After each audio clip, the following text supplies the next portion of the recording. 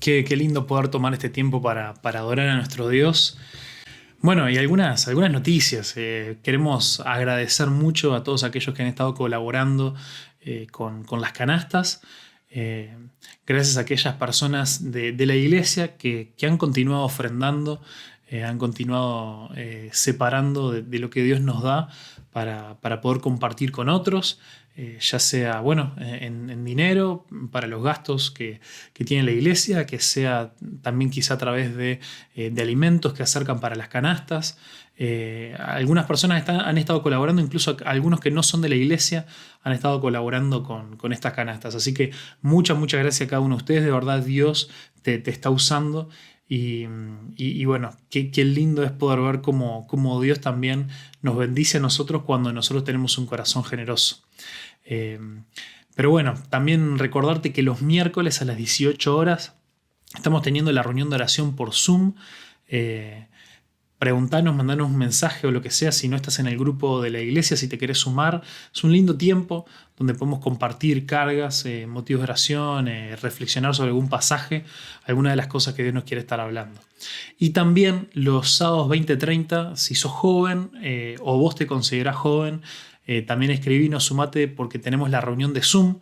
Eh, estas reuniones donde podemos pasar un tiempo juntos, hemos descubierto formas de hacer juegos por Zoom y otro tipo de cosas, y también compartir un tiempo de oración y un tiempo de reflexión en la palabra de Dios. Así que te esperamos ahí. Pero bueno, ahora sí, comenzamos. Arrancamos una serie nueva. ¿Qué es una serie? No es una serie de Netflix. Así como las series vienen en episodios, en capítulos, también queremos tener una serie de predicaciones para poder seguir un hilo. Me encantaría que Dios produzca en nosotros esta expectativa de querer estar pendiente, decir, bueno, arrancamos con este tema, vimos algunas cosas, se vienen cosas la semana que viene que van a estar buenísimas, y que qué más estaría que Dios pueda hacer eso en nosotros, de estar expectantes a la palabra de Dios. Mira, acá en la iglesia bautista de Ulam, nosotros creemos que la palabra de Dios, está tapada ahí por la compu, pero la tengo acá. Creemos que la palabra de Dios es viva, es eficaz, es cortante más que espada de dos filos, dice la misma Biblia. Eso significa que nos puede cortar, que a veces nos puede lastimar la Biblia porque nos confronta. Pero siempre Dios, cuando nos confronta, es por nuestro bien, es porque quiere que nosotros crezcamos, que lo conozcamos más, que vayamos más en profundidad. Y nosotros creemos que lo mejor que nosotros como hijos de Dios podemos hacer es profundizar, es zambullirnos en la palabra de Dios, como nos dice la Biblia, así como niños desean la leche. Nosotros también tenemos que desear, que estar desesperados. Nosotros tenemos un bebé chico que todavía toma leche de mema, pero también toma teta, y cuando llega un buen tiempo ahí sin comer y tiene hambre, Pau me va a matar por usar este ejemplo, pero bueno, a ver, todos hemos visto un niño y una madre amamantando, y cada tanto ahí, cuando ya empezamos a tener hambre, vemos ahí que se abalanza y que empieza a buscar ahí la teta porque quiere alimentarse, y qué genial que nosotros tengamos así también como esa ansiedad, esas ganas por encontrarnos con la palabra de Dios cuando estamos juntos, pero también cuando nosotros estamos durante la semana solas. Lo que vamos a estar estudiando a partir de ahora, por un buen tiempo, por unos cuantos meses, es el Evangelio de Lucas. Y le hemos puesto así como, no sé si como título, como lema, Lucas, investigando al hombre que es Dios. Lucas fue un investigador. Vamos a ver ahora más de estas cosas. Pero bueno, no me quiero adelantar. Lo que te quiero desafiar es que no te quedes con lo de los domingos. Lee Lucas, lee el Evangelio de Lucas. Te desafío a que empieces a leer y puedas anotar, escribir las preguntas. Lee Lucas todo lo que puedas por día hasta terminarlo, y cuando termines volvé a arrancar. Andá leyendo otras cosas de la Biblia, pero concéntrate en leer y releer la palabra de Dios. Me encantaría que a medida que vos vas leyendo, si tenés preguntas, si hay algo que no te cierra, si hay algo que te llamaría la atención, que quisieras que pudiéramos estudiar acá en las reuniones, si hay algo que decís, esto yo no entiendo qué significa, anotalo anotalo y pasalo por mensaje. Me lo puedes pasar por mensaje a mí y así vamos haciendo una lista y capaz que cada tanto podemos hacer alguna cuestión especial, también una transmisión en vivo, contestando preguntas que vayan quedando sobre el Evangelio de Lucas. Así que te animo a eso. Y ahora vamos a tomar un tiempo de oración. Vamos a tomar unos minutos, como hemos hecho otras veces. Vamos a dejar un poco de música y ahora voy a poner los pedidos de oración en pantalla para que podamos estar viendo algunos motivos, algunas razones, motivos de agradecimiento para pasar este tiempo en oración ahí donde estás. Estás acompañado, estás solo, no importa. Si estás acompañado, bueno, tómense unos segundos para orar cada uno. Y si no, si estás solo, vos orá ahí tranquilo, mirando las peticiones que vamos a ver ahora.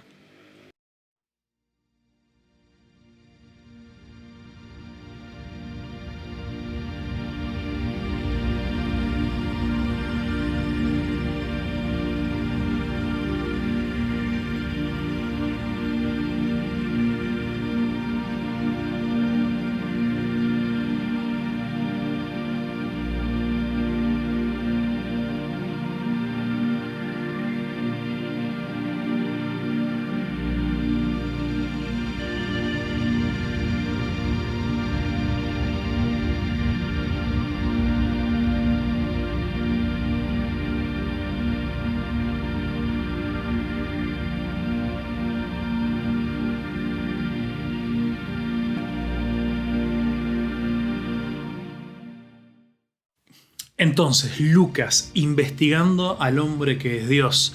Te decía recién de que Lucas es el autor de no solamente el Evangelio de Lucas es la parte 1, es el volumen 1 de una obra literaria de 2 volúmenes, en el cual el segundo libro que escribió Lucas, que es la continuación del Evangelio de Lucas, es el libro de Hechos. En la Biblia no los tenemos uno al lado del otro, tenemos Mateo, Marcos, Lucas, Juan y después viene Hechos, que eso es por otras razones que no nos vamos a meter ahora, pero sí podemos considerar el Evangelio de Lucas y el libro de Hechos en el Nuevo Testamento de la Biblia como una obra literaria en común. Sí estaban separados originalmente, porque después el libro de Hechos tiene una introducción aparte, pero queda bien claro que es el mismo autor. Pero vamos antes de meternos a hablar del autor y algunas cosas que vamos a estudiar hoy, vamos a dar un paso atrás, porque creo que a veces nosotros entendemos esto de la palabra de los evangelios, o el evangelio lo entendemos como cosas diferentes. Por un lado, los cristianos solemos hablar del mensaje del evangelio como una serie de cosas, a veces hasta como una lista de cosas que nosotros tenemos que creer o que le queremos contar a la gente para que crean, para poder ser salvos, decimos nosotros los cristianos, o para poder ser perdonados nuestros pecados. Cree en el evangelio, cree en estas cosas que si vos las crees, o a veces la gente un poco más estudiosa le llama doctrinas, si vos crees estas cosas vas a ser salvo. Y de ahí han salido cosas como las 4 leyes espirituales, como de todo un poco. Increíblemente la Biblia no habla de esto. Sí hay un montón de cosas que la Biblia nos va enseñando que después nosotros podemos hacer la tarea de recopilarlo en ciertas doctrinas o en ciertas creencias, ciertas cosas que nosotros como seguidores de Jesús creemos porque la Biblia lo dice. Pero cuando la Biblia habla del Evangelio, primero muchos sabemos que Evangelio viene es una expresión que quedó traducido así, pero en realidad el significado en el original, en el griego, es buenas noticias. Buenas nuevas, buenas noticias, es lo mismo. Pero ¿cuáles son estas buenas noticias? Y ahí es donde nosotros saltamos y decimos, bueno, buenas noticias es que la gente crea que Jesús vino a morir por mis pecados y que si yo creo en Él y hago una oración o esto, aquello, lo otro, voy a ser salvo. Sí, pero las buenas noticias es mucho más que eso. las buenas noticias en la misma Biblia se expresan de otra manera. Mira, para darte un ejemplo, Pablo, el apóstol Pablo, él nos dice lo que es el Evangelio en 1 Corintios 15, versículo 1 al 8. En 1 Corintios 15, si vamos para ahí, un poquito más adelante, Primera de Corintios capítulo 15. Mira qué tremendo dice. Ahora, amados hermanos, permítanme recordarles la buena noticia que ya les prediqué. La buena noticia, según la versión que tengan, capaz que les dice evangelio. Permítanme recordarles el evangelio que yo ya les prediqué. En ese entonces la recibieron con gusto y todavía permanecen firmes en ella. Esa es la buena noticia o el evangelio que los salva si ustedes siguen creyendo en el mensaje que les prediqué, a menos que hayan creído algo que a principio de cuentas nunca fue cierto. Yo les transmití a ustedes lo más importante y lo que se me ha transmitido a mí también. Cristo murió por nuestros pecados, tal como dicen las Escrituras, fue enterrado al tercer día y fue levantado de los muertos, tal como dicen las Escrituras. Y después sigue, parece que este mensaje incluye más que Cristo solamente murió. Dice, también lo vio Pedro y luego lo vieron los 12 discípulos. Más tarde lo vieron más de 500 de sus seguidores, a la vez la mayoría de los cuales todavía viven, y aunque algunos ya han muerto. Luego lo vio Santiago, después lo vieron todos los apóstoles. Por último, como si hubiera nacido en un tiempo que no me correspondía, también lo vi yo, pues soy el más insignificante de todos los apóstoles. Y bueno, y ahí sigue Pablo contando esto. Pero vieron que dice, el mensaje que yo recibí es todo esto, y nos habla de Jesús, nos cuenta la historia de Jesús, que Jesús vino, nació, murió, resucitó, pero incluye dentro de estas buenas noticias que después de resucitado la gente lo vio, la gente lo conoció, que incluso dice, como último, lo vi yo también, que eso forma parte de la historia de cómo Pablo, que él era completamente opuesto a Jesús, se dedicaba a matar cristianos, como por ese encuentro que tuvo con el Jesús resucitado, decidió seguirlo. Pero bueno, ese es un tema para otro día, para cuando lleguemos al libro de Hechos. Ahora nos concentramos en esto, ¿no? Que para Pablo estas buenas noticias es contar la historia de Jesús, contar la historia de que Él está vivo, contar la historia de que nosotros mismos, quienes la contamos como buenas noticias, somos parte de esa historia. En algún momento nosotros tuvimos un encuentro con ese Jesús. Y esta historia son buenas noticias, porque esta historia nos obliga, nos lleva a dar una respuesta. La historia de Jesús implica una respuesta, porque la historia de Jesús nos involucra a nosotros. Entonces, bueno, teniendo eso en cuenta, está bueno ver que cuando hablamos de los evangelios, el evangelio de Marcos, de Lucas, de Mateo, de Juan, no estamos hablando de algo diferente. Bueno, tenemos el mensaje del evangelio, después tenemos los evangelios, que son estos libros donde se nos cuenta la historia de Jesús. Es lo mismo. Mateo, Marcos, Lucas y Juan nos están contando un evangelio, una historia, una buena noticia, un mensaje de buenas noticias, cada uno desde su perspectiva, cada uno con la información que pudieron recolectar, algunos de ellos como Mateo, como Juan, habiendo sido testigos ellos mismos, siendo ellos de los discípulos, y después gente como Marcos y Lucas, que ellos fueron estos investigadores, estos entrevistadores, gente que conocieron y sirvieron por años con aquellos discípulos que vivieron con Jesús y recolectan estas historias. Pero bueno, me estoy adelantando. En el Antiguo Testamento, esta frase de evangelio, de buenas noticias, siempre tiene que ver, siempre está relacionado a las buenas noticias del reino de Dios. Que por eso también se nos habla en los evangelios que Jesús predicaba la buena noticia de que el reino de Dios se había acercado o había llegado. Entonces también nos referimos al mismo tipo de buenas noticias. La historia de Jesús, todo lo que nosotros encontramos en el Evangelio de Lucas, es la historia de cómo el reino de Dios finalmente se acercó, finalmente llegó a nosotros. Así que bueno, en el Antiguo Testamento, como todavía no había llegado Jesús, se usaba para describir estas profecías de que algún día vendría este rey, vendría el Hijo de Dios, a traer justicia y a gobernar y a salvar a su pueblo. Y esta es la gran historia que nos empieza a contar el Evangelio de Lucas. Así que bueno, vamos a charlar un poquito del propósito. ¿Cuál es el propósito? El propósito del Evangelio de Lucas, la razón, todos los libros de la Biblia tienen una razón por la cual fueron escritos. La razón por la cual el Evangelio de Lucas fue escrito, nos dice acá que fue un trabajo de investigación. Y si vos y yo leemos ahí los primeros versículos, hoy nos vamos a quedar en el capítulo 1 de Lucas, del versículo 1 al 4, bien cortito. Dice en el versículo 1, muchas personas han intentado escribir un relato de los hechos que se han cumplido entre nosotros. Se valieron de los informes que circulaban entre nosotros dados por testigos oculares y los primeros discípulos. Después de investigar todo con esmero desde el principio, yo también decidí escribir un relato cuidadoso para ti, muy honorable Teófilo, para que puedas estar seguro de la veracidad de todo lo que te han enseñado. Bueno, acá tenemos un montón de cosas. Esto ni siquiera arrancó, esto es el prefacio, es la introducción al libro y tenemos un montón de cosas para hablar. Entonces, vemos que este libro es un trabajo de investigación. Pero bueno, dice que que muchos intentaron escribir sobre los hechos, sobre las cosas que se han cumplido entre nosotros. ¿Quiénes somos nosotros?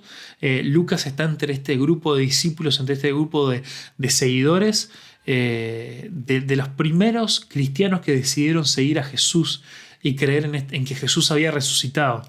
Entonces, dice que estos son hechos, lo cual también explica el título del segundo volumen, o el libro de los hechos de los apóstoles. Son los hechos que se han cumplido. No dice que son los hechos que pasaron, no dice que son las cosas que pasaron entre nosotros. Dice que son cosas que se cumplieron. ¿Por qué? Porque no solamente Lucas, sino todos los que escribieron los otros evangelios, ellos están convencidos y nos ayudan en las cosas que ellos escriben a ver cómo una y otra vez las cosas que pasaron son cumplimientos de profecías que habían sucedido anteriormente. Eso es importantísimo. El propósito en este trabajo de investigación que Lucas hace nos ayuda a ver que las cosas que pasaron fueron cumplimientos de profecías, de promesas que Dios ya le había hecho a su pueblo.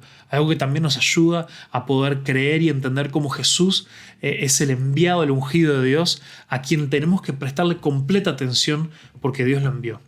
Lo siguiente, nos dice que la fuente de información para escribir estas cosas eran, número uno, testigos oculares, o sea, los primeros discípulos, las personas que vivieron con Jesús esos 3 años que Él llevó a cabo su ministerio. Y bueno, también Lucas pudo hablar con Santiago, alguien que fue hermano de Jesús, y no solamente estuvo con él en esos 3 años, sino que vivió con Jesús toda su vida. Imagínate qué tremendo que Santiago, que es otro libro, hay un libro de la Biblia que se llama Santiago, lo puedes buscar y leer. Imagínate, se nos cuenta que fue el hermano de Jesús. Y si vos sos hermano de alguien y podés dar testimonio, podés decir, la verdad que si yo corroboro habiendo vivido con él toda la vida, me cierra esto de que él sea el Hijo de Dios, de que sea Dios mismo, está zarpado. No fue que Jesús logró convencer a algunos en unos años de que hizo las cosas de una forma tremenda, sino que si vos lográs que alguien que fue tu hermano esté convencido que vos sos hijo de Dios, es porque algo tremendo pasó. Y nos dice que toda esta información que él recaudó en este trabajo de investigación fue por testigos oculares, los primeros discípulos, y nos habla también de siervos de la palabra.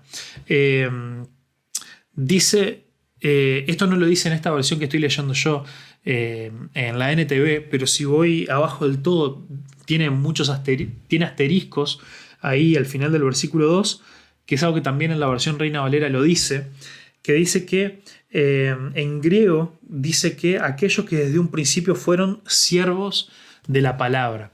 Esta frase siervos de la palabra se refiere a personas que se dedicaban a llevar este mensaje. Estamos hablando de una cultura completamente diferente. Estamos hablando de una época donde la enorme mayoría de las personas no sabían ni leer ni escribir. Esto hace a este Lucas y a los discípulos y también a este Teófilo, que es el que recibe esta carta, esta obra literaria, los hace grandes privilegiados. La mayoría de las personas no sabían ni leer ni escribir. Pero este mensaje, estas buenas noticias eran para todos. Por lo tanto, existían estos siervos de la palabra, que era algo bastante común en estas culturas, donde todo se transmitía de forma oral, donde las personas escuchaban a gente que iba a enseñar, que se aprendían grande cantidad de cosas de memoria, e iban por diferentes lugares contando estas historias, contando las cosas que habían pasado. Entonces, a nosotros nos puede parecer raro que todo lo que vemos en estos evangelios, en estos libros, la gente se lo haya aprendido de memoria, pero sí, imagínate, Lucas fue escrito ahí alrededor entre el año 60 y 63 después de Cristo, o sea que estamos hablando casi 30 años después de la muerte de Jesús. ¿Y por qué demoraron tanto? Bueno, Lucas no fue el primer evangelio que se escribió, pero ¿por qué tantos años después? Bueno, porque para ellos lo natural, lo normal, es que todas estas cosas pasaran de unos a otros de forma oral. Y estas eran culturas que estaban acostumbradas a que con ellos no tenían el problema del teléfono descompuesto. ¿Por qué? Porque primero no tenían las mentes derretidas como la tenemos nosotros con los celulares, con la tecnología, que hacen que nuestra memoria sea mucho menor. Tenían a personas dedicadas a aprenderse de memoria las cosas. En el caso de los judíos, todos ellos tenían requeridos para la edad de los 12, los 13 años, haberse aprendido las 613 leyes judías. Así que imagínate, eran personas que de verdad ejercitaban su memoria y al ver la coherencia entre un evangelio y el otro podemos ver cómo estos relatos realmente tenían gran fidelidad.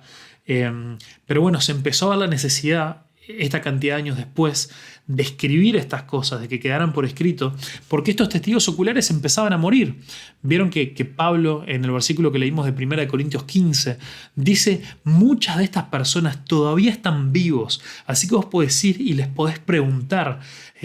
Preguntame, que te doy los nombres y apellidos de muchos de ellos.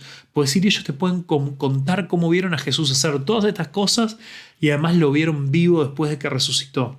Esto es tremendo. Pero bueno, como muchas de estas personas empezaban a morir, se vio la necesidad de empezar a escribir las cosas que habían pasado. Tengo que apurarme porque, bueno, se nos viene el tiempo. Después también nos dice que este relato, el propósito fue escrito para que puedas estar seguro de la verdad que se te ha enseñado. Muchos piensan que este Teófilo era quizá alguien relativamente nuevo en la fe, relativamente nuevo en esto de seguir a Jesús, y se le habían contado muchas cosas, pero Lucas quería que él pudiera tener esta seguridad. Mira, las cosas que te contaron son realmente verdad, y pude averiguar entrevistando gente y yendo y haciendo este trabajo de investigación. Pude conseguir otras cosas más que quizá antes no habías escuchado, que son tremendas de Jesús, y a mí me interesa que vos tengas la seguridad que lo que se te dijo es cierto. Y qué importante para nosotros que podamos acercarnos a la palabra de Dios con esta seguridad, con esta tranquilidad de que lo que estamos leyendo es la palabra de Dios, es algo cierto. No fue que simplemente las personas se sentaron a escribir lo que se les antojó, sino que de verdad era con esta intención de que podamos conocer la verdad sobre Jesús. Y esta verdad sobre Jesús es tremendamente rica, tremendamente importante, y es buenísimo poder verlo. El evangelio que está escrito, este evangelio está escrito de manera cronológica con un par de excepciones, pero los otros evangelios están escritos con un orden teológico. ¿Qué significa eso? Que hay muchas historias que están fuera de lugar, algunas los otros evangelios la van contando algunas historias que pasaron aquí y allá en diferentes momentos, porque justamente nos están tratando de enseñar algo, uniendo las historias de una forma temática. Pero en el Evangelio de Lucas es bastante claro él que le interesaba dejar registradas las cosas en el orden en el que pasaron. También lo dice eso al comienzo del libro de Hechos. Así que bueno, y también es interesante que si bien muchas de estas historias se repitan en el Evangelio de Mateo y de Marcos, que a estos tres, con la excepción de Juan, se los llaman los evangelios sinópticos, también tenemos 41 porciones o 41 cosas bien específicas que solamente aparecen en el Evangelio de Lucas. Así que está buenísimo que podamos estar atentos a cuáles son estas cosas que solamente aparecen acá. Pero bueno, pasamos ahora a hablar un poco del receptor. Está buenísimo que en el Evangelio de Lucas se nos es bien clarito para quién fue escrito. Vieron que nos dice que fue escrito para vos, muy honorable o muy estimado Teófilo. No tenemos muchos datos sobre Teófilo, pero es interesante todo lo que podemos saber solamente de su nombre y de que Lucas haya escrito tantas cosas para él. Lucas lo vuelve a mencionar también en el libro de Hechos al principio, y muchos, por el nombre Teófilo, un nombre griego, entonces muchos piensan que bueno, Teófilo también era de un origen griego, no era alguien que tenía toda la tradición judía, lo cual explica mucho la forma en la que Lucas escribe. Escribe de una forma bien entendible para alguien que no es judío, algo que no pasa por ejemplo con Mateo, que Mateo está bien enfocado y asume que sus lectores conocen muchas de las costumbres y tradiciones judías. Pero bueno, y Teófilo también se piensa que podía ser un oficial griego del Imperio Romano. ¿Por qué? Porque este título de muy honorable o muy estimado Teófilo solamente aparece en la Biblia dicho de nuevo por Pablo cuando él se presenta ante uno de estos gobernantes o una de estas personas romanas con mucha autoridad. Entonces se piensa que esa puede ser también una de las cosas. Pero si hay algo que es seguro es que Teófilo era una persona de mucho dinero. ¿Por qué? Porque Lucas pudo tomarse todo este tiempo. Teófilo fue el que encargó este libro y por lo tanto fue aquel que pagó para que se pudiera hacer. Este trabajo de investigación llevó mucho tiempo, llevó que Lucas tuviera que viajar, tuviera que entrevistar personas, que dedicar mucho tiempo para esto. No solo eso, sino los materiales, escribir algo con lo largo que es el Evangelio de Lucas y el libro de Hechos. Realmente era muy, pero muy caro. Como decíamos hoy, no cualquiera sabía leer y escribir y no cualquiera podía escribir cosas tan largas. Esto capaz que puede parecernos corto, lo podríamos leer en un par de días, el Evangelio de Lucas y el de Hechos, pero para la época esto era un texto realmente largo. Escribir en estos papiros, bueno, no eran papiros, se escribía en cueros. La tinta que se necesitaba, todo, era algo que realmente muy pero muy costoso, y Teófilo, como aquella persona a quien lo encargó, también pagó por todo esto y por el tiempo de Lucas, que él pudiera estar haciendo todo este trabajo de investigación. Así que eso también es importante y muy probablemente por eso Lucas lo reconoce, lo menciona en este prefacio, en este comienzo, tanto de Lucas como de Hechos, porque ellos sabían que esto no solamente lo iba a leer Teófilo, esto después iba a ser circulado por todos lados para que la gente pudiera leer y pudiera conocer sobre estas cosas. Mirá qué tremendo. Si Teófilo habiendo pago por esto, es impresionante el impacto que él tuvo en el resto de la historia de la humanidad, gracias a que él encomendó este trabajo de investigación. Vos y yo y todas las personas que han leído la Biblia pudieron ser impactados por esto. Esto nos tiene que llevar a preguntarnos, ¿no? Vos y yo, ¿en qué invertimos nuestros recursos, nuestras energías? ¿En qué invertimos nuestro dinero? Que Dios nos permita poder invertirlo en cosas que puedan ser de impacto y de bendición a otras personas, como lo fue esto que hizo Teófilo de poder encargar este trabajo del Evangelio de Lucas. La verdad que me lleva a pensar mucho en eso. Otra cosa muy interesante es el nombre Teófilo, lo que significa Teo y Filo. Teo Dios y Filo amor. Teófilo es el que ama a Dios. Eh, y qué lindo pensarlo de esa manera, que también este evangelio no solo es para Teófilo, la persona, sino que también es para todos aquellos que aman a Dios, que nos acerquemos a la Biblia, a las Escrituras, a las historias de Jesús, con un corazón que quiere buscar a Dios, quiere buscar a Jesús y conocerlo con amor. Si nosotros vamos a estar estudiando este libro, vamos a estar estudiando la Biblia en sí, solamente para adquirir conocimiento y no para que ese conocimiento transforme nuestra vida, para que este conocimiento transforme nuestro corazón, estamos en el horno. Esa es la base de la religión hueca y vacía. La religión hueca y vacía busca adquirir conocimiento o hacer cosas solamente, pero sin transformación del corazón. Y yo quiero pedirle a Dios que lo que vamos a estar estudiando en estos meses, de meternos en el libro de Lucas, en el Evangelio de Lucas, realmente no sea solamente conocimiento, sino que nos transforme de una forma radical. Que vos y yo no volvamos a ser los mismos por la forma en la que nos vamos a encontrar con Jesús acá en su Biblia, en la palabra. Así que esto también nos tiene que pegar a nosotros también. Y bueno, un par de cosas más sobre el autor antes de terminar. Lucas es un gentil también por su nombre. Nos damos cuenta que él no venía de un trasfondo judío, y fuentes extra bíblicas, esto significa documentos y cosas que se han escrito sobre Lucas que no las tenemos en la Biblia, pero bueno, son cosas históricas confiables. También nos confirman de que probablemente él era originario de Antioquía. Antioquía era una ciudad al norte de Israel, y fue un lugar donde Pablo pasó mucho tiempo enseñando, siendo parte del liderazgo de la iglesia de esa ciudad de Antioquía. Y también entonces tiene sentido por qué se conoció con Pablo y llegó a viajar tanto con él, que es lo otro que vamos a ver. También se nos dice en la Biblia que Lucas era un médico. Un médico, sí, un médico.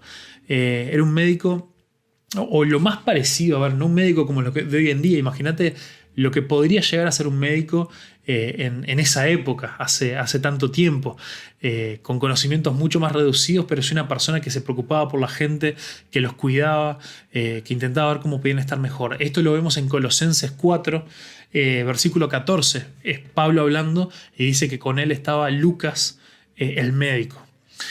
Y también justamente vemos que Lucas fue un acompañante del apóstol Pablo, alguien que viajó con él. En Filemón, versículo 24, dice, también lo saludan.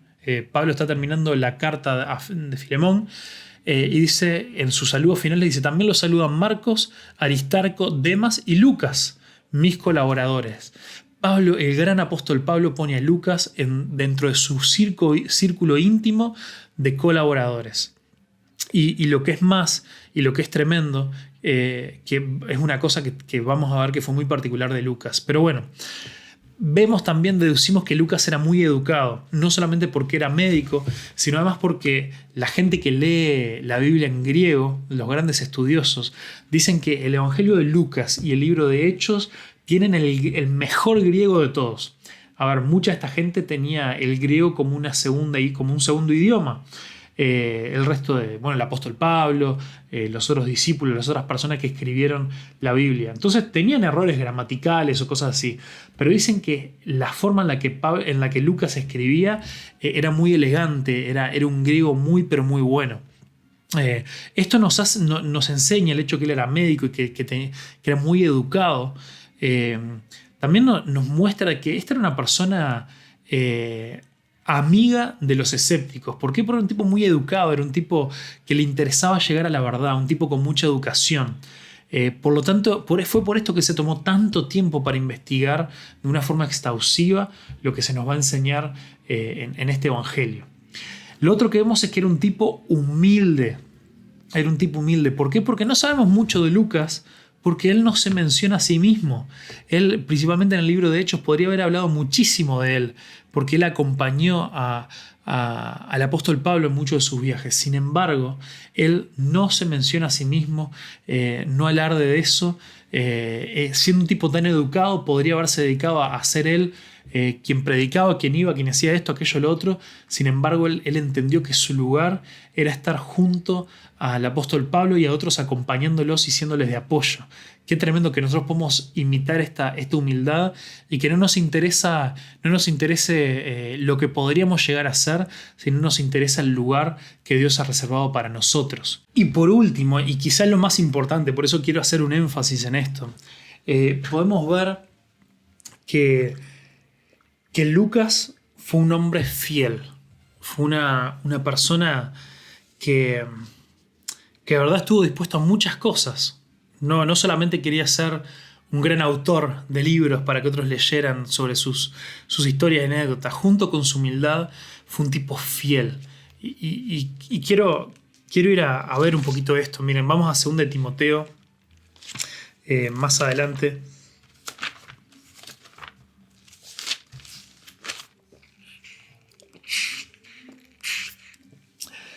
Segunda de Timoteo 4, versículo 11, pero mira, vamos a arrancar desde el versículo 9. Nos estamos metiendo acá en otra carta, una carta que el apóstol Pablo le escribe a Timoteo, otra persona que él quería mucho. Y le dice: Timoteo, por favor, ven en lo más pronto posible. Demas me abandonó porque ama las cosas de esta vida y se fue a Tesalónica. ¡Qué tremendo! A ver, vamos a ponerlo en contexto. Pablo la estaba pasando muy mal. A Pablo lo persiguieron, lo arrestaron, pasó mucho tiempo en la cárcel, de todo le pasó, y cuando las papas quemaban, nos cuentan varias ocasiones que mucha gente lo dejó solo, la gente de las iglesias y la gente también que viajaba con él. Cuando la cosa se ponía complicada, lo dejaron retirado. Y dice en el versículo 11, solo Lucas está conmigo. Trae a Marcos contigo cuando vengas porque me será ayuda en mi ministerio. Y bueno, ahí sigue mencionando gente porque Pablo está despidiéndose, está nombrando cosas y todo lo demás. Pero qué tremendo que dice, en los momentos más difíciles que yo estaba pasando, Lucas, cuando todos me abandonaron, todos me dejaron tirado, y Lucas no me abandonó. Lucas fue el único que permaneció fiel. Lucas fue el único que estuvo ahí. Qué fuerte esto, ¿no? Qué impresionante. Vamos a pasar meses estudiando un relato de Jesús que no fue escrito por cualquier persona. Fue escrito por un tipo muy educado, con mucho potencial. Que este potencial nos habla primero de que no estamos leyendo cualquier cosa, estamos leyendo de verdad una obra literaria, y a medida que lo vayamos estudiando vamos a ir viendo por qué. Pero todo esto, él habiendo podido arrancar, no sé, sus propios viajes, hacer sus cosas, escribir otros libros, ser un médico famoso, no sé, lo que sea. El tipo siempre mantuvo una postura humilde y cuando las cosas se complicó fue una persona fiel. Yo no sé, pero yo quiero que esas sean 2 características que me definan a mí, que te definan a vos. Y la Biblia nos enseña que estas características no las podemos adquirir por nosotros mismos, por nosotros solos, sino es a través de lo que Jesús puede hacer en vos y puede hacer en mí. Nosotros necesitamos la ayuda de Dios. La Biblia nos enseña que si nosotros estamos bien cerquita y dependiendo de Jesús, estamos unidos a Él, vamos a producir el fruto del Espíritu.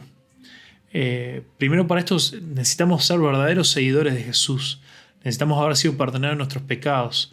Y permaneciendo en Él, dice la palabra de Dios que vos y yo vamos a dar fruto.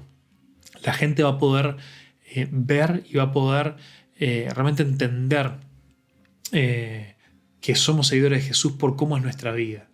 Y la vida de Lucas fue una vida que fue transformada. Fue una vida que lo llevó a que él estaba dispuesto a entregar su vida, porque si andaba con Pablo en los peores momentos, estaba dispuesto a perder su vida. Y en ningún momento él perdió la humildad, en ningún momento utilizó esto, utilizó la cercanía con Pablo, utilizó, estas cosas como una excusa, como una razón para sobresalir, para hacer que su nombre figurara, ni nada, sino que él quería ser un siervo de Dios. Y es esta persona que vamos a estar leyendo. una persona que Dios usó para que nosotros podamos conocer muchísimas cosas de Jesús y que nos trae una perspectiva única y diferente a la de los demás evangelios. Yo no sé vos, pero me pregunto también a qué conclusiones habrá llegado Lucas después de toda esta investigación. ¿Qué descubrimientos hizo? ¿Por qué alguien que no venía de un trasfondo judío y una persona tan intelectual llegó a creer que en este Mesías, en este Jesús, como el enviado y el Hijo de Dios, como un Dios mismo? Estas y otras cosas son las que vamos a descubrir en estos meses que vienen. Así que yo te desafío a que nos acompañes, a que estés bien prendido, a que seas parte de la iglesia, a que seas parte de estas reuniones. Cuando volvamos a reunirnos físicamente, a que vengas con nosotros, a que te sumes y no dejes nada de esto atrás, que no te quedes en la comodidad de tu casa, sino que te sumes a la iglesia para ser parte de las cosas que Lucas nos quiere enseñar. Padre, en el nombre de Jesús, te agradecemos por tu palabra. Gracias porque hasta en la introducción de un libro, en algo tan cotidiano como saludar, como agradecer, como decir estas palabras que dijo Lucas, tenemos tantas cosas para aprender. Te pedimos que tu palabra nos deslumbre y nos enseñe cosas tremendas. Queremos ser grandes discípulos tuyos, queremos seguirte. Y queremos que lo que conozcamos de vos no quede en nuestra mente, sino que transforme nuestro corazón. En el nombre de Jesús, amén.